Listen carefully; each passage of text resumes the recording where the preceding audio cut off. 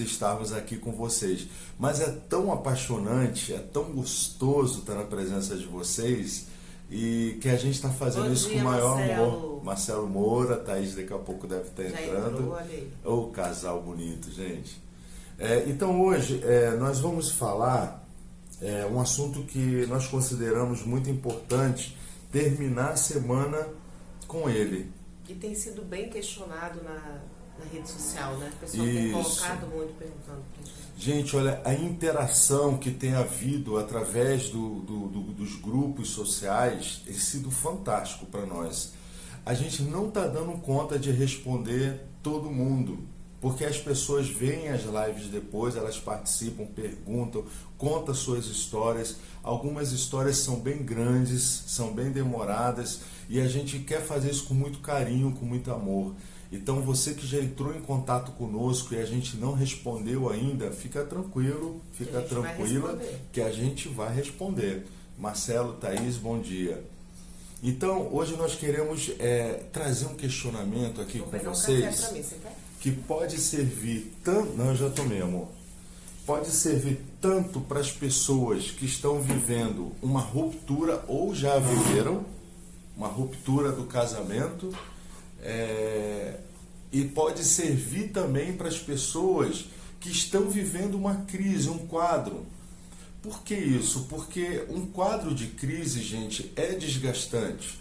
Principalmente quando a relação ela já discorre há alguns anos, ela já acontece há alguns anos, e essa relação ela não foi acompanhada de muitas mediações, de muitas intervenções, ou seja, aquelas questões. Eu estou acompanhando um casal em especial, dos vários casais que eu acompanho, mas esse eu tenho um carinho assim, porque eu acho que foi um dos primeiros casais aqui em São Paulo que realmente eu comecei a acompanhar, e eles estão comigo até hoje. Nós estamos juntos já tem meses. E, gente, é impressionante como esse casal chegou e como esse casal está hoje. E você diz assim, era um casal que estava quase se separando? Não. Eles eram um casal que estavam num quadro de crise muito grande, muito intenso, mas essas crises eram apenas somatizadas. Elas não eram trabalhadas. Bom dia, Carla Aglices, também, muito bom dia para vocês. Essas crises eram somatizadas, eles não conseguiam desenvolver um diálogo. Fono Cíntia, bom dia, Cíntia. Eles não conseguiam desenvolver um diálogo, eles não conseguiam trazer a crise para esse diálogo. E olha, gente, quando nós começarmos a desenvolver mesmo o nosso método com vocês e compartilhar esse método que nós criamos juntos através dos nossos conhecimentos, das nossas formações e através também da nossa experiência, nós vamos compartilhar com vocês um método que funciona dentro do casamento, um método para você aplicar dentro do seu relacionamento conjugal, que vai trazer saúde, vai trazer vida, vai trazer romance, vai trazer amor, vai trazer satisfação, segurança para dentro do seu relacionamento, intimidade.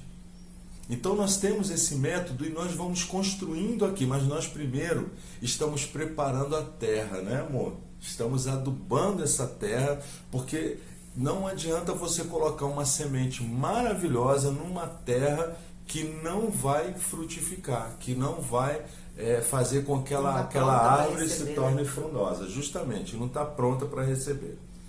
Então, esse questionamento aqui que eu quero introduzir, eu preciso realmente passar por isso? O casamento vale tudo isso? Né? Aqui nós estamos falando de uma série de desgastes emocionais. Veja bem, eu quero também falar sobre isso, gente. Quando a gente fala emocional e a gente fala sentimental. Qual é a diferença, se você puder aí colocar já para mim, responder, qual é a diferença entre sentimento e emoções? Você sabe a diferença entre sentimentos e emoções? Porque tem muita gente que está bailando nisso aí E quando nós começamos a entender essa diferença, nós começamos a trabalhar melhor as nossas emoções e a gente começa a trabalhar melhor dentro dos conflitos e das crises. Porque conflito e crise fala de sentimentos.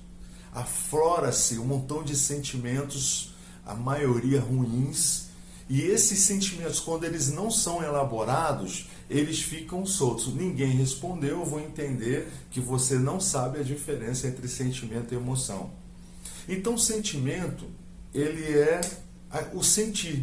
Vamos imaginar aqui que eu estou batendo na minha mão, eu estou sentindo uma dor.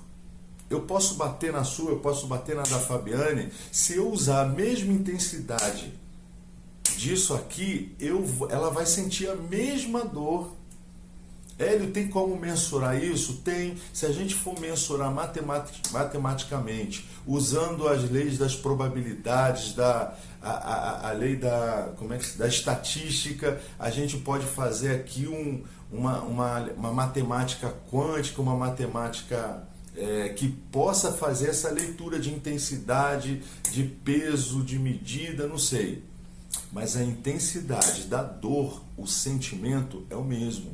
É praticamente o mesmo. A questão é, mas isso é sentimento.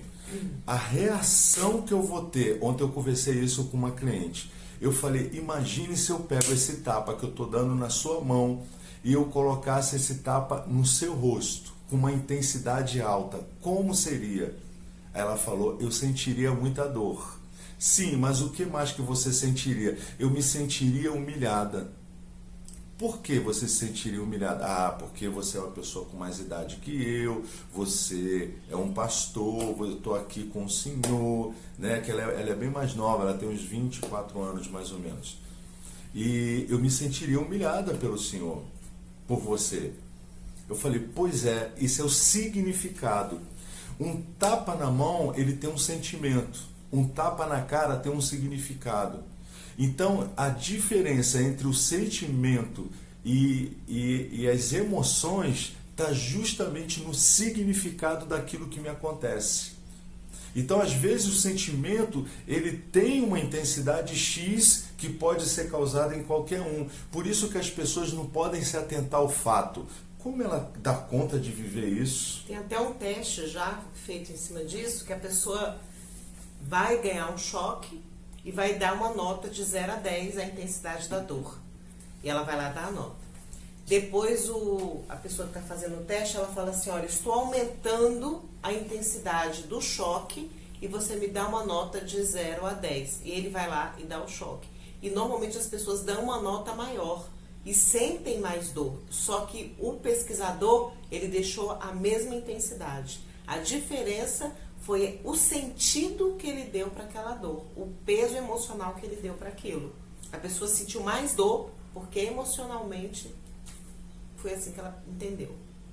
Então nós estamos, Fabiane acabou de trazer aqui um estudo científico falando a respeito da dor, do sentimento de dor.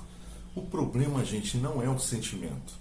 O problema são as emoções. Qual é a emoção que está incutida dentro daquele sentimento que está vindo sobre você? Aí ela falou assim, Hélio, eu já tive problema com dores no passado, eu nunca consegui me dar muita dor, principalmente você falou de um tapa, eu já levei alguns tapas do meu pai. Olha o significado que estava atrás disso.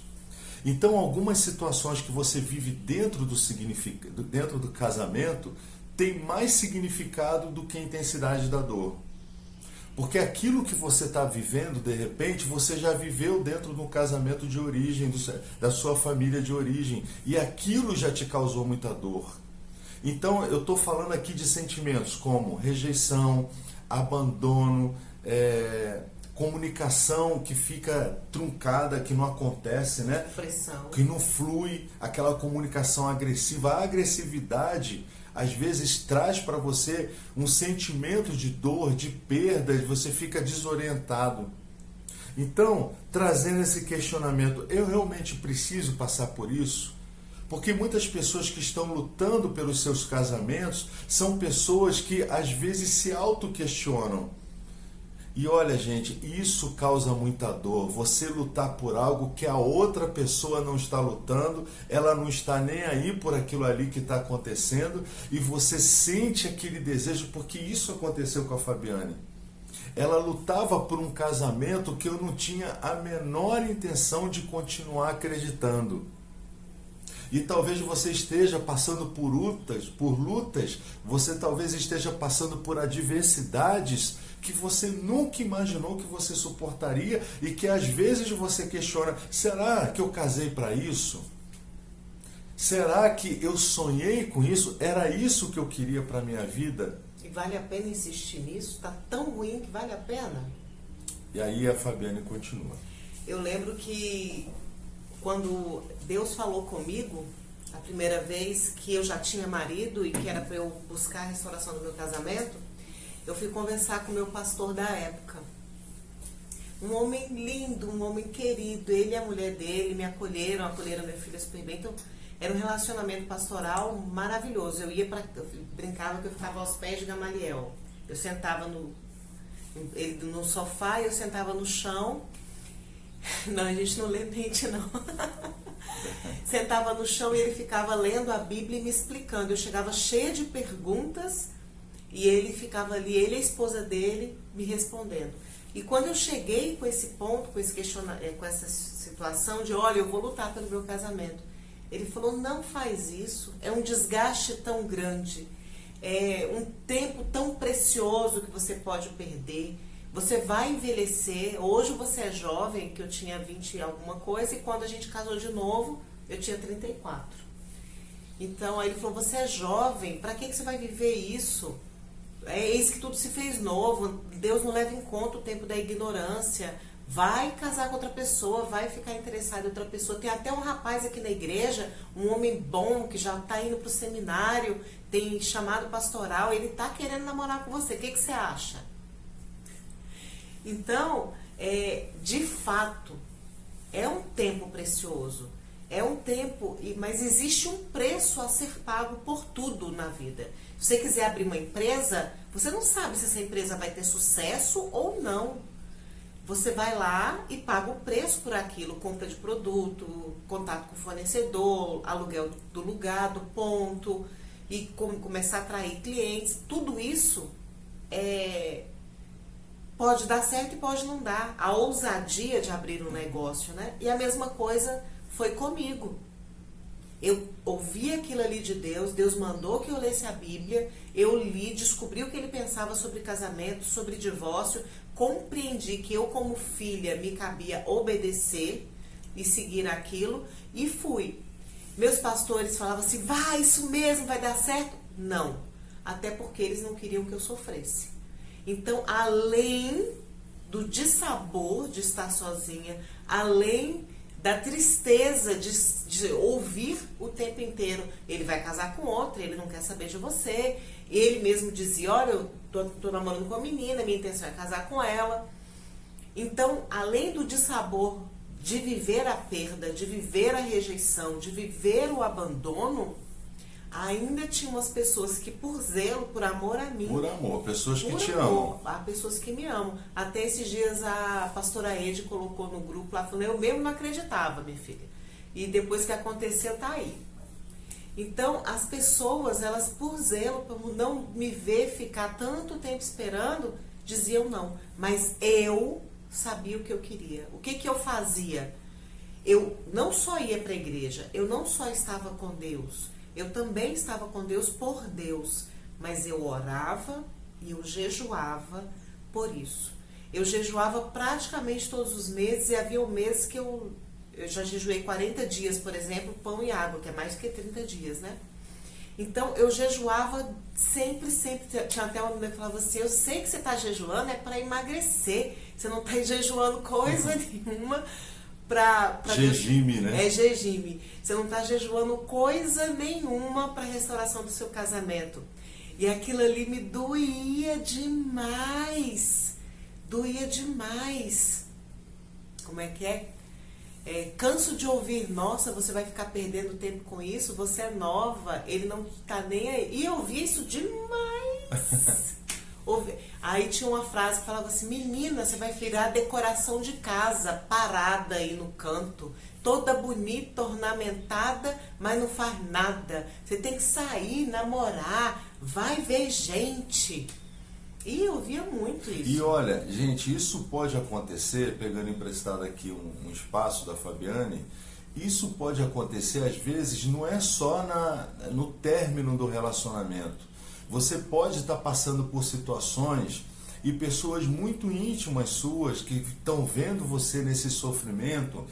Veja bem, é preciso a gente falar sobre situações de violência, tá? Nós não compactuamos com isso. Eu acho que a violência doméstica ela tem que ser denunciada, ela tem que ser conversada antes e ela tem que ser denunciada. Então, e buscar um profissional. Quadro de violência doméstica, nós não compactuamos com isso. Você precisa se resguardar. O que nós estamos falando aqui é você acreditar num relacionamento que está em turbulência. Oi, Rosângela, bom dia. Já estava sentindo sua falta. Turbulências que acontecem na sua relação e que elas por si só dizem cai fora, vai embora. E as pessoas, quando veem você passando por aquilo ali, elas reforçam, né? Olha, tu é louca, você está passando por isso, você é maluco, tu não está vendo que essa mulher tá doida? Homem é igual biscoito, vai 1 e vem 18. Falava isso pra mim direto. Mas falava isso pra mim direto. Fabiane, entra em outra, você é tão bonita. Então, o que acontece? Eu decidi pelo sim. Eu ouvia as pessoas, eu nem retrucava, porque eu compreendia que elas falavam aquilo ali por amor a mim, por zelo, por cuidado. E eu nem retrucava, mas eu sabia o que eu queria. Eu sabia o que Deus queria para mim. E eu me mantive firme ali. Era legal? Tinha um dia que era tenebroso. Eu já falei que teve um dia que eu sentada no chão não conseguia nem falar com Deus. Eu só chorava e sentia dor. E eu estava sentada no chão porque eu não conseguia ficar em pé de tanta dor física no meu corpo que eu senti. A dor da espera, a dor da rejeição, a dor do abandono, porque aquilo ali maximizou demais no meu coração, na minha alma, no meu corpo. Daqui a pouco eu leio, Carla, senão eu me desconcentro aqui. Então, o que eu fazia? Eu levantava depois de novo, Deus me renovava e eu avançava em fé. Mas o que eu fiz nessa caminhada? Eu não fiquei chorando, eu não fiquei sentada. Eu tinha momentos que eu vivia isso, mas eu não permaneci na jornada nesse estado. O que eu fui fazer? Eu fui para uma academia, eu fui fazer outra especialização, eu fui cuidar da minha filha, eu estudava com a minha filha junto, ia colocar minha filha no colégio. Ou seja, houve um posicionamento seu em relação à demanda. Exatamente. E mais do que isso, eu comecei a me perguntar o que eu fazia no primeiro casamento que eu não gostava. O que eu acho que para mim era pesado. O que eu acho que para mim não era legal. E eu comecei a mudar. Hoje, essa Fabiane que está falando com você aqui é completamente diferente daquela Fabiane que foi casada com Hélio e da Fabiane que ficou no tempo de espera. A minha forma de falar é diferente, a minha forma de enxergar a vida é diferente, mas foi um preço que eu tive que pagar, foi uma decisão que eu tomei de não ser mais a mesma, de aprender coisas novas e diferentes, lá na igreja, por exemplo, eu assumi ministério, eu cuidava de pessoas, eu fazia reuniões, na época chamava célula, hoje tem milhões de nomes. Eu fazia célula, eu cuidava das pessoas mesmo, eu pregava no culto. Então eu cuidava, tinha um trabalho, o trabalho eu fazia com precisão, eu buscava ser excelente no meu trabalho, eu ministrava cursos, treinamentos para o time que eu cuidava e tudo mais, mas o preço a ser pago, eu decidi. Eu decidi isso. E se o Hélio não voltasse, Fabiane? Porque é o livre-arbítrio. Ele podia optar por não voltar. Na verdade, ele tinha optado, né? E Deus foi lá e mudou o coração dele, mudou a forma dele de pensar em uma semana. Mas eu esperei 12 anos. A Carla questionou aqui uma coisa que eu acho muito interessante ser dita. Ela diz assim, Deus restaura por completo. né? Então há pessoas, inclusive, dentro de relacionamentos abusivos com violência doméstica, que ela deve trabalhar com casais, que eu já vi a restauração acontecer. Sim, eu não tenho dúvida disso.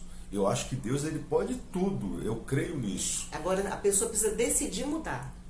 Porém, é uma situação de risco, a pessoa está de risco, e nós, como conselheiros, como interventores, nós precisamos deixar essa decisão nas mãos da pessoa, porque esse risco precisa ser por conta dela. Porque, gente, violência doméstica, ela pode gerar uma situação muito agravante, inclusive morte. Nós temos visto aí várias situações de feminicídio. Então, nós, como interventores, nós não podemos trazer isso para a pessoa. Olha, você tem que estar lá, não sai de casa, não. Posso dar um exemplo? Deixa eu só concluir. Essa decisão tem que estar na mão da pessoa, para ficar bem claro isso, tá? Olha, eu tenho um caso real de uma amiga minha, uma pessoa que eu amo demais, que ela teve quadro de problemas seríssimos com relação a isso, violência emocional, psicológica e física, de certa forma. E aí ela ficou acompanhando pela igreja, não sai, se posiciona, não sai de casa. O que no final das contas, resumidamente, aconteceu? Ela chegou, ela teve que dar uma saída, quando voltou, o filho dela de 6 meses estava morto em casa. Estava com o pai. E teve investigação policial e tudo mais. É uma perda irreparável. Então, não é test drive, sabe? Se está tendo situação de risco, está tendo situação complicada, aciona a sua rede de apoio. Inclusive, quando eu atendo casais, em curso, inclusive cursos que nós ministramos, a gente fala, olha, se tiver situação de risco, tem uma rede de apoio. Se não forem seus pais, que sejam amigos próximos, parentes próximos, para você poder acionar caso você precise. E de preferência, já avisa a polícia. Avisa a polícia faz um boletim, já avisa para a pessoa, olha, eu fiz um boletim de ocorrência. Você não pode mais fazer isso comigo. Sabe, se precaver, se prevenir, agora está na mão da pessoa decidir, fico em casa, permaneço ou saio. Ok. Gente, então vamos voltar ao tema principal, que é essa questão de nós acreditarmos, independente do quadro que está se desenhando ali.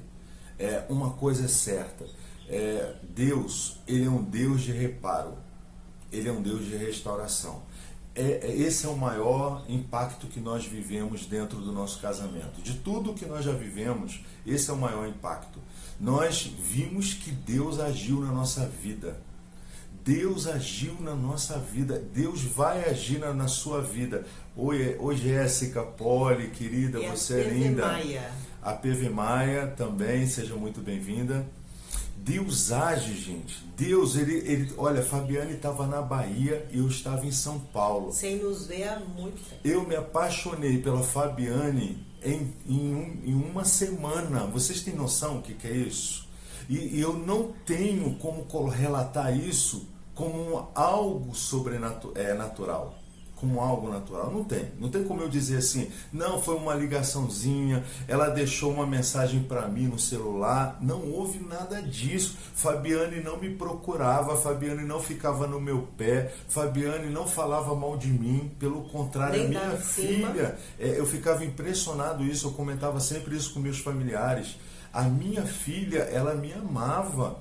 E olha que eu abandonei minha filha aos 3 anos, abandonei assim, quando eu me separei, eu me tornei um pai extremamente ausente. Eu tinha tudo para que minha filha se revoltasse comigo, pois eu nunca fiquei sabendo que Fabiane falou mal de mim. Então, gente, esse quadro, acho que eu me perdi um pouco o que eu estava falando. Um quadro de impossibilidade, todo traçado, e você acredita mesmo assim. Isso, não, eu estava falando do milagre. Então Deus, ele reverteu todo esse quadro em uma semana, vocês têm noção? Então eu e Fabiane temos um sentimento muito grande, e isso nos ajudou muito na nossa crise. Quando eu passava crises severas com ela no segundo round, E quando tentava vir aquele pensamento, aquele diálogo interno que fica na sua mente, ó, tá vendo? De novo, ó, não vai dar certo isso.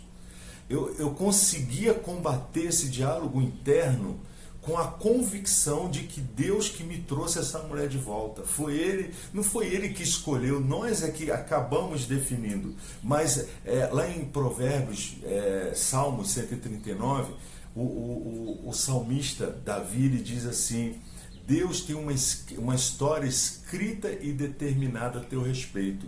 Gente, mas quem escolhe viver essa história somos nós. Ele tem a história escrita, mas nós também podemos escrever essa história. Então, quando eu não queria Fabiane, eu tinha essa decisão muito genuína, porque eu me baseava na Bíblia, eis que tudo se fez novo.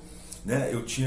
Foi no tempo da ignorância que eu me separei dela, então eu tinha conhecido Jesus, então eu fiquei encantado com a proposta cristã e eu me converti de verdade. Eu lembro quando uma pessoa falou assim sobre santidade, eu dei gargalhadas.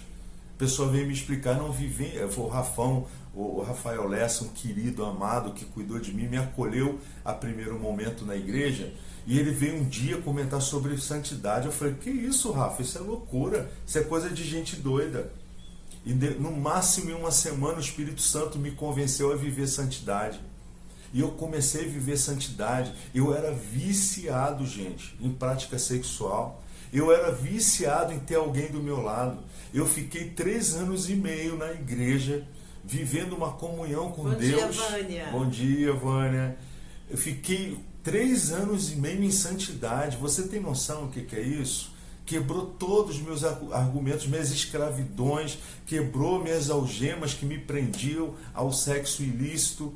E Deus foi trabalhando dentro de mim. Então, eu sou fruto do milagre. Então, toda vez que a gente se deparava com essa crise dentro da nossa relação e vinha esse autoquestionamento, será que eu preciso passar por isso? Poxa, minha vida de solteiro estava tão gostosa. E estava, gente. Eu lembro quando o pastor falou assim, depois de 3 anos e meio, ele chegou para mim, o pastor Dori, Santiago, querido, te amo muito. Hoje ele está em Araraquara, né? Está numa igreja lá em Araraquara, perto de Ribeirão, eu acho que é isso. Ele chegou para mim e falou assim, tá bom, né, Hélio? E eu falei, não, pastor, tá tão gostoso estar sozinho. Gente, e eu não aguentava ficar sozinho. E eu fiquei sozinho. Né? Deus foi me trabalhando essa dependência de relacionamentos amorosos, afetivos. Deus foi me libertando desse sexo promíscuo. E eu fui vivendo então essa santidade. Essa santidade é você se colocar nas mãos de Deus. Olha que processo lindo de coisas que aconteceram antes do milagre acontecer. Agora pensa para mim, ver o cara que eu estava orando, o cara que Deus falou que era meu marido, que ia restaurar nosso casamento, e eu estava ali jejuando, orando, sozinha, eu não namorei com ninguém no tempo que eu me posicionei. E esse cara, ele não ficava com uma, com outra, ele ficava com qualquer um que chegasse na frente dele. Chegava, eu brincava, falava assim, passou uma saia, sacudiu a saia, ele tava pegando. Até porque a oposição do Hélio naquela época era de evento, de festa, era de muito glamour. E as pessoas queriam estar com ele, queriam pegá-lo, né, digamos assim. E ele também queria pegar qualquer um, tava dando mole, ele ia lá e pegava. Eu vivi uma vida do mundo. Agora pensa como era pra mim, que eu já tinha me convertido, eu já estava posicionada, vê-lo pegando um que eu não via literalmente falando, mas eu sabia, porque ele não ficava com ninguém na minha frente. Mas eu sabia, eu vi a mulherada lá jogando charme. Essa mulher trabalhou numa balada que eu trabalhava. Ela ficou lá gerenciando durante o quê? Uns meses. Eu lembro que eu cheguei pro pastor, pastor, vou trabalhar numa balada. O pastor olhou para mim, minha filha, eu vou orar sobre isso. Eu não tinha entendimento. E o que eu quero te dizer? Era o foco da decisão. Era isso que me sustentava. Era saber que Deus tinha falado comigo. Saber o que eu queria. Era isso. Aí, gente, você precisa encontrar o propósito. Por que eu vou dizer sim? Por que você vai dizer sim para uma vida de restauração conjugal? Por que você vai dizer sim para o seu casamento que você olha, ou já acabou, ou já está destruído, já era. Seu marido, inclusive, aquele que você chama de marido, já está até com outra mulher. Nesse processo de 12 anos separado e divorciado da Fabiane, eu cheguei a morar com uma mulher. Eu fui para uma cidade fora de Brasília, na época eu morava em Brasília. Eu cheguei a compartilhar um espaço com uma mulher e fiquei um tempo morando com ela, não deu certo. Então imagina tudo isso que eu vi e ela ali se posicionando em oração, em jejum. Santidade. É importante eu falar isso que eu vou falar agora, eu quero que você ouça com o coração. Existem pessoas que têm restauração familiar e que não entrou nessa batalha espiritual que a Fabiane decidiu entrar. Tem pessoas que vivem uma restauração familiar por um acaso. Eu já conheci pessoas que depois de 15 anos se reencontraram. Eles estavam vivendo suas vidas, eles estavam ali, cada um no seu tempo, tentando relacionamentos diversos, quer dizer, que se tornaram adversos, foram dando errado, dando certo, até que um dia, depois de um certo tempo, eles se encontraram e reacendeu a chama e eles voltaram para o casamento. Tem pessoas que têm restauração familiar, restauração conjugal, baseado nesse reencontro. Mas também existe a reparação familiar vivida através da restauração, da luta espiritual, baseado na fé, onde tudo se vê mesmo não acontecendo. Porque a proposta da fé é essa, é a certeza, eu falei isso na segunda-feira, é a certeza das coisas que se esperam e a convicção de fatos que não se veem. É essa luta, é essa batalha que as pessoas vão dizer assim, por que você está nessa, que Fabiane acabou de dizer, é o sacrifício. As pessoas vão achar que você realmente é uma pessoa louca, é uma pessoa que não tá batendo bem das bolas. E elas vão falar, tu é maluca, gente, você é maluco. Eu ouvi algumas pessoas essa semana que me procuraram pelo telefone e falaram, está todo mundo questionando, tem gente que está dizendo que eu estou ficando doente. E aí a gente se remete à Bíblia, né? A palavra da cruz é loucura para os que perecem. E olha, gente, às vezes nem perece. Às vezes é dentro da igreja que você ouve isso. Eu não estou nem me referindo à pastora que a Fabiane disse, porque as pessoas que te amam vão ficar também muito... Gente, Fabiane sempre foi essa mulher linda que está aqui do meu lado. Fabiane, quando veio para o nosso segundo round, ela estava, eu acho que num momento mais ela estava malhando, ela estava linda mais ainda, mas a Fabiane nunca foi mais ou menos, ela sempre foi essa mulher linda. Então imagine essa mulher linda sozinha, imagine o tanto de gavião que não tinha e tinha... Posso falar? Eu já até sei o que ela vai falar, mas fala. No ano que Deus restaurou nosso casamento, nesse ano, eu fui pedida por 3 pessoas em casamento, sem nem segurar na mão delas, nem beijinho no rosto eu não dava. Mas eram pessoas que eu já tinha namorado, eu conto na mão a quantidade de pessoas que eu namorei na minha vida, e eles foram atrás de mim para, vamos voltar, eu quero estar com você de novo, a gente faz uma viagem para Veneza, você não conhece ainda tal país, a gente vai lá em tal país. E teve outro que chegou e falou assim, eu quero casar com você. Eu falei, então vai lá e pede pro meu pai, porque eu achei que era brincadeira. O cara não foi lá no meu pai pedir, e meu pai é bem brincalhão, gaiato. A seta de Satanás. Meu pai é bem brincalhão, gaiato. Ele falou pro rapaz que foi lá pedir minha mãe em casamento, olha, tem outro na fila que pediu primeiro que você, e ela tá esperando um, então você é o terceiro. Se você quiser esperar, espera lá. E brincou com ele. Mas o fato é que tinha oportunidade. Eu tomei uma firme decisão. Eu sabia o que eu queria. Eu tinha um propósito, como ele falou, você tem que buscar o propósito. E eu tinha meu propósito, por isso que eu não quis. E pessoas bacanas, pessoas legais, mas eu tinha um propósito. Isso é dizer sim, gente. Dizer sim é você enfrentar todas essas adversidades.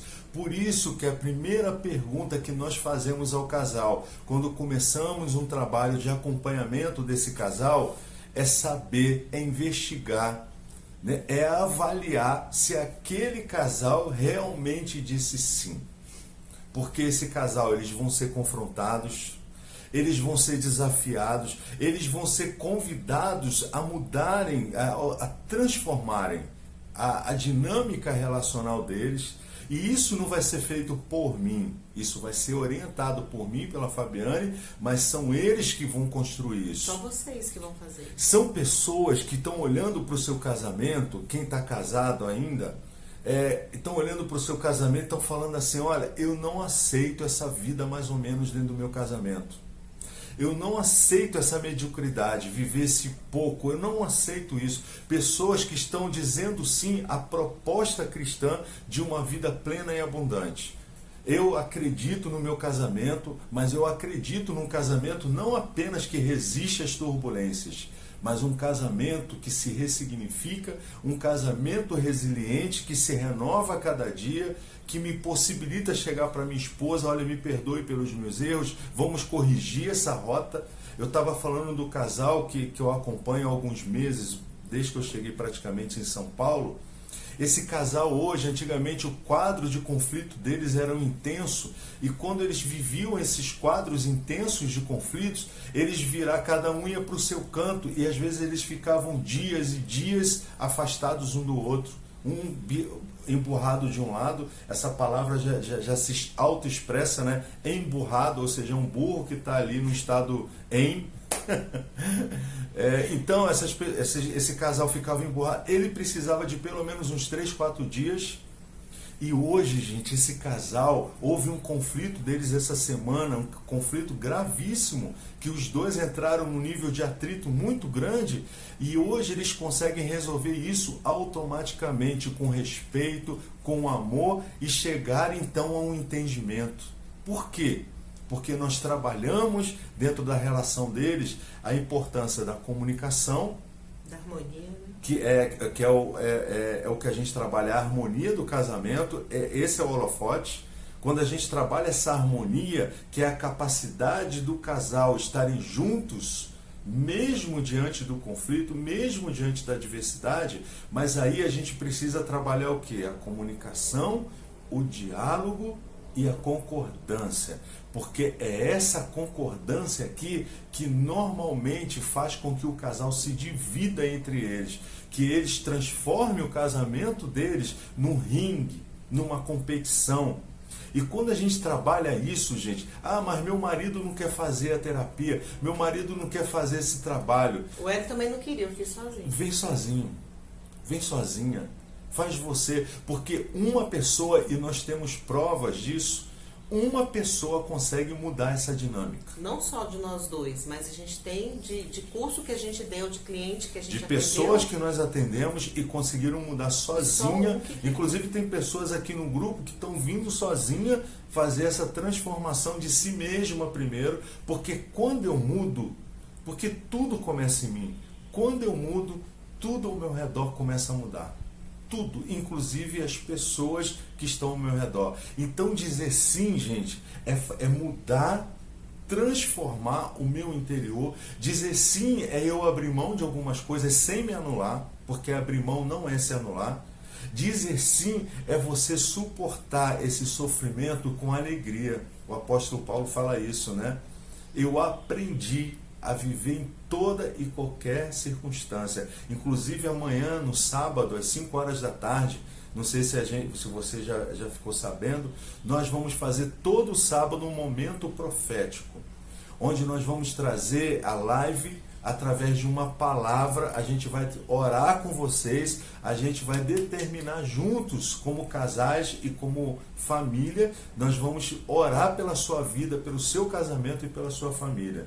Então todo sábado vai ser um momento profético. Você que gosta desses momentos proféticos, você que é cristã ou cristão, esteja conosco amanhã a partir das 5 horas da tarde. Vai ser um babado gospel. Nunca falou assim. Agora, é importante dizer o seguinte, a apóstola Ede, ela... Oi, Francisco e Nanda, né? Ela queria que eu vivesse, tocasse minha vida, mas quando eu chegava, eu preciso conversar com alguém, ela me ouvia. Orava comigo, ela respeitava aquele momento. Cristina, então, Cristina me levava para casa dela, eu dormia com ela. O marido dela viajava, ela, não, você vai dormir lá em casa hoje comigo. Dormia com ela me ouvia, eu ia para a loja, ela tinha uma loja, eu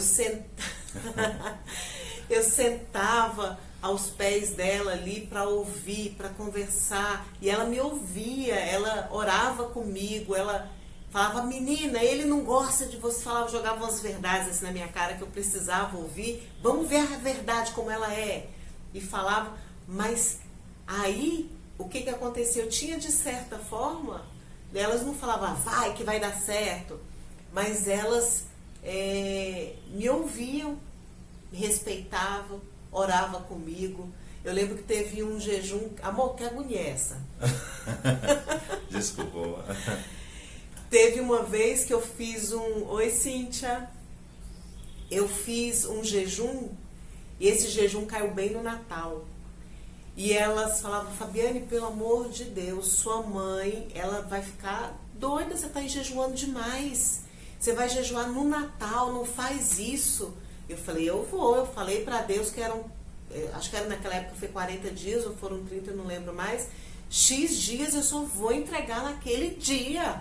Vai passar o Natal, depois ano que vem tem Natal de novo. Eu vou comer, não tem problema não, mas agora eu não vou. Então, todas essas coisas que eu vivi, e quando a gente casou de novo, gente, eu tinha certeza, até porque Deus falou pra mim que ia mudá-lo, que eu falei que eu não ia querer casar com o mesmo homem, e Deus falou, eu mudei, eu vou te mostrar que eu mudei, eu vou mudar o exterior para que você veja que o interior dele foi mudado. Eu até já comentei que foi a única vez na vida que ele usou barba fechada e tava de terno e gravata, ele usava de dia e à noite terno e gravata. Eu nunca usei terno e gravata na vida. Até essa época.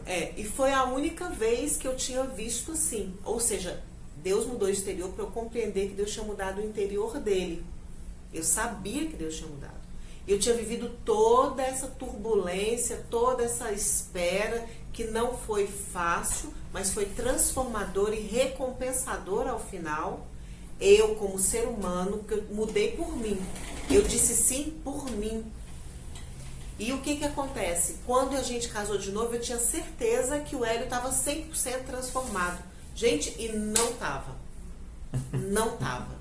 Ele tinha mudado, de fato, muitas coisas. A forma dele raciocinar era diferente. Mas ele tinha alguns comportamentos que eram comportamentos recorrentes dele ao longo da vida. E ele foi mudando junto comigo.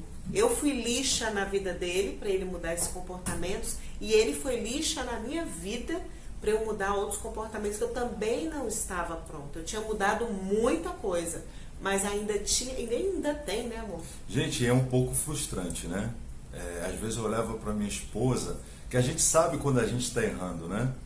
E eu falava assim, meu Deus, essa mulher esperou esse tempo todo, eu cometendo essas falhas. Ela também cometia. Sim. Não tenha dúvida disso. Mas eu acho que eu me cobrava mais disso. Nossa, gente, é aquele negócio. A fé, ela faz você ter um olhar diferente sobre as coisas. O nível de esperança e expectativa muda. Eu tinha uma convicção tão grande, tenho até hoje, de que foi Deus que restaurou nosso relacionamento.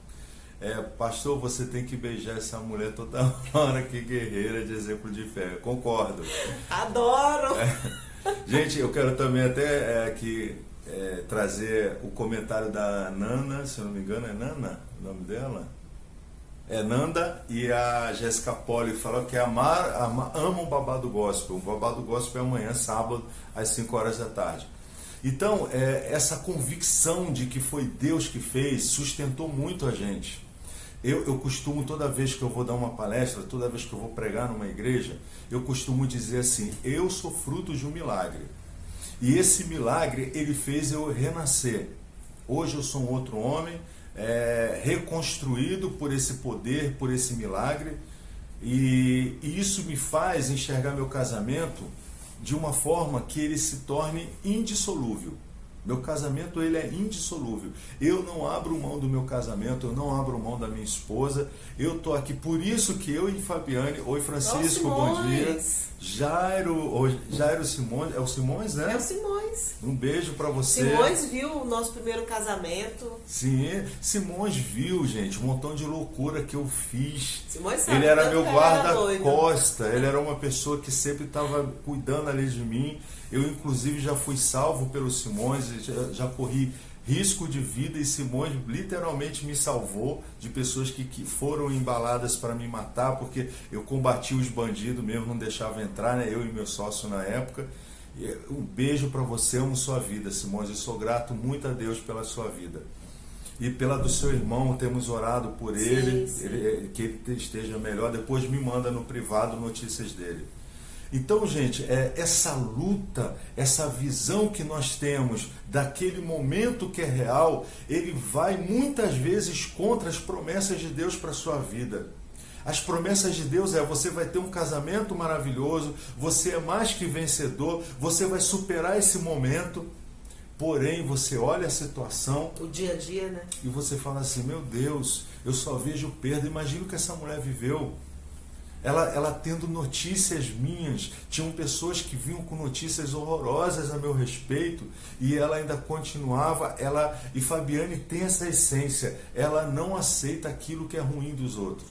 Quando vem alguém falar alguma coisa negativa, ela corrige, ela não aceita, ela determina sempre o lado positivo, ela combate isso. Isso me incomodava muito, porque eu não tinha essa visão de fé tão forte, tão intrínseca como é nela. E eu achava, nossa, mas tem que pensar tudo positivo. Ela, sim, se eu posso pensar positivo, por que eu vou pensar negativo? E isso me incomodava mas demais. Mas a realidade é outra, amor. Tem que falar o que é real. Porque na realidade quem cria somos nós, com a palavra e com a fé. Então eu tenho que desconsiderar o que é real, o que está ali na minha frente, ela tem. Nossa, que vontade de matar essa mulher que só tem fé. E eu fui aprendendo, e hoje eu tenho essa visão de fé. Hoje eu conquistei. A minha filha vai falar para minha filha, a mais nova, que eu tenho mais propriedade, fala que a gente vive hoje, convive com ela, né? A outra está muito bem casada, graças a Deus. Mas vai falar para minha filha de 7 anos hoje que não vai dar certo. Ouse falar isso para ela hoje.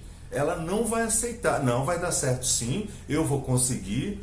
Então ela adquiriu como herança essa visão de fé. Outro dia o Hélio, a gente foi para o culto e chegando lá, deixei minha carteira no Uber. Aí então vou ligar para o Uber não, a carteira não está aqui. Aí ficamos em paz, assistimos o culto. Quando terminou, o Hélio, meu Deus, eu perdi a carteira. Aí a nossa pequenininha falou, não, a carteira está lá em casa. Não tá lá, eu peguei a carteira, eu saí com ela, como é que eu ia pagar? Não, ela tá lá em casa, a carteira. Aí eu falei, minha filha, não tá. Mãe, declara que tá, porque vai ter que tá. E tava, viu, gente? Graças a Deus. Então esse olhar de fé, ele não, você não precisa exigir, aliás, negue essa exigência de si mesmo. É olhar para o real e não ver absolutamente nada. Mas o nosso real não é desse mundo. Elisa é muito linda, é mesmo. Ela é tão linda quanto vocês. Maravilhosa. Beijo, Nanda. Jessiquinha também. Pastora maravilhosa, admiro. Márcia Menha, linda. Então, a nossa realidade é o que está na palavra. Eu lembro que muitas coisas aconteciam e era contrário àquilo que eu orava. Contrário àquilo que eu cria e que eu esperava. O que eu dizia? Eu dizia, sabe o quê? Falava, isso aqui é mentira. Na palavra de Deus, não diz isso. Não faça isso. Homem de Deus. Então, era contrária à palavra de Deus. Eu dizia o quê? Não, é mentira, porque o que está na palavra de Deus é verdade. Essa realidade, ela é mentirosa. O pai da mentira é que está trazendo essa realidade. A verdade é o que a Bíblia diz. E se está fora da Bíblia, isso aqui vai ter que mudar. E é problema de Deus. Deus se garante, gente. Falava, pai, isso é problema do Senhor, não é meu? Não tenho nada para fazer com isso, só acredito. Eu só creio. Gente, pode estar o mais difícil do mundo. Posicione-se. Fabiane, e se não acontecer? E se não acontecer? Faça por você. E se não acontecer, gente, é por sua conta e risco. Crer é uma decisão pessoal. Crer é uma decisão que tem que vir do seu coração. A palavra de Deus fala muito sobre isso, né? A questão, por exemplo, do ofertar. Hoje, no Novo Testamento, a gente não pode mais aceitar a oferta como uma obrigação, mas sim como um ato de fé, de eu acreditar, por exemplo, que eu estou lançando uma semente. Você agir em fé é justamente isso. É você compactuar com essa questão que não é real, ninguém vê, só você vê, e quem está vendo você viver o que você decidiu viver vai dizer assim, você é louco. Está perdendo o seu tempo. Para com isso. Você está pagando mico. Você é uma pessoa bonita, você é jovem, vai que a fila anda. Você vai ouvir muito isso. Francisco, obrigado. Ir para o trabalho no ônibus ouvindo vocês é gratificante. Que bom, eu fico feliz por isso. A gente ama demais contribuir, porque a gente está fazendo isso aqui crendo que Deus não transformou só a nossa vida, que toda a experiência que Deus tem nos dado, que nós temos aprendido no estudo, lendo, aprendendo, fazendo curso, aprimorando, tudo isso é para contribuir, é para distribuir para todo mundo. E como nós temos ouvido pessoas mandando mensagens para nós, pastora, você não imagina o quanto me inspirou no meu momento de espera pela restauração do meu casamento. E nós sabemos o que você está falando, viu, Thaís? Sim. Nós sabemos que você e Marcelo passaram por muitos desafios. E nós oramos por vocês, nós acreditamos. Sim. Como temos ouvido, gente, pessoas dizerem, olha, eu estava acreditando na restauração do meu casamento, eu estava me achando louca ou louco, e ouvindo vocês, eu tenho me renovado, eu acredito que realmente vale a pena lutar pela restauração. Nós temos ouvido muito, eu estava sem esperança, depois que eu ouvi vocês, eu renovei minha esperança, renovei minha força, mas gente, sobretudo, busque a Deus por Deus. Eu lembrei daquela música, amor, desculpa. Como um farol que brilha à noite, como fonte sobre as águas, como abrigo no deserto, como flecha que acerta o alvo, eu quero ser usado. Gente, é isso. Você é luz. Faça a sua luz brilhar. Se as pessoas tentarem apagar a sua luz, faça que ela brilhe mais intensamente ainda. Ninguém precisa acreditar em você, mas você precisa acreditar que esse Deus que nós amamos, e olha que nós trabalhamos muito com a fé, nós acreditamos que Deus faz qualquer coisa, mas nós também acreditamos na ação do homem aqui na terra. Por isso que nós estamos aqui. Senão nós estaríamos somente pregando, mas nós queremos ensinar você a como fazer. Ter a alma, a gente quer trabalhar a alma também. Nós tivemos nossos momentos, e Fabiane falou aqui sobre essa questão do você ver o efeito da sua conquista. Ela orou por mim anos e anos e anos, aconteceu, porém quando aconteceu eu ainda precisava de situações, eu e ela, nós precisávamos viver e aprender coisas novas. E foi isso, gente, que fez a gente buscar por conhecimento. Foi isso que fez a gente se aprofundar. Eu fiz, então, nesses 12 anos que a gente está junto, eu fui atrás do meu curso de psicologia, porque eu falei, gente, eu preciso ajudar pessoas. Fabiane ela já tinha 2 graduações, ela foi atrás da formação em coach dela, e ela se tornou Master Coach, como eu também me tornei. Eu, além do meu curso de psicologia, eu também busquei a minha formação de Master Coach. Hoje eu me utilizo da psicologia. Então nós fomos para nós crescermos, para nós agregarmos valor para esse segundo round.